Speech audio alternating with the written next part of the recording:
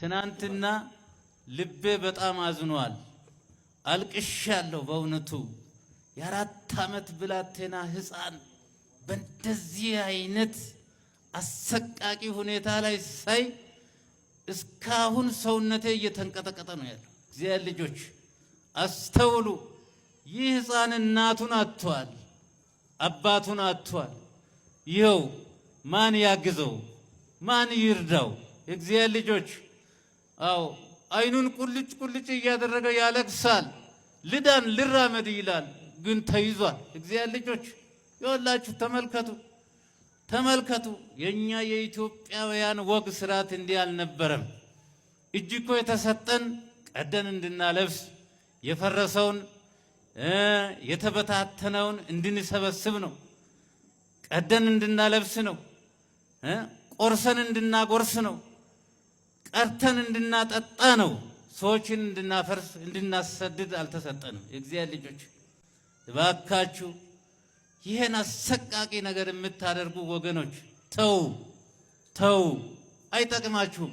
ወገናችሁን አፍርሳችሁ ምን ታገኛላችሁ? ኢትዮጵያውያን ይሄን ድምጽ የምትሰሙ ለወገኖቻችሁ ድረሱ፣ አልቅሱ፣ እዘኑ። አው መላ እንያዝ፣ እንጸልይ፣ የተጣላንም እንታረቅ።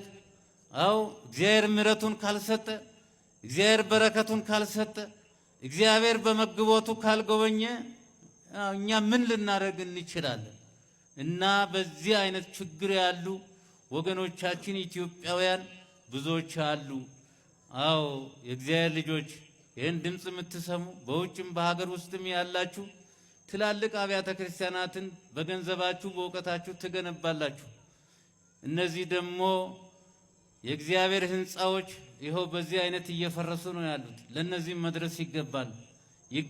ትኩረት ሰጥተን እንንቀሳቀስ፣ አንድ እንሁን እና በዚህ በወላይታ ሀገረ ስብከት ላላችሁ ምእመናን ጥሬን ትላንት ማስተላለፍ ያለው አሁንም በድጋሚ ሀደራ እላለሁ።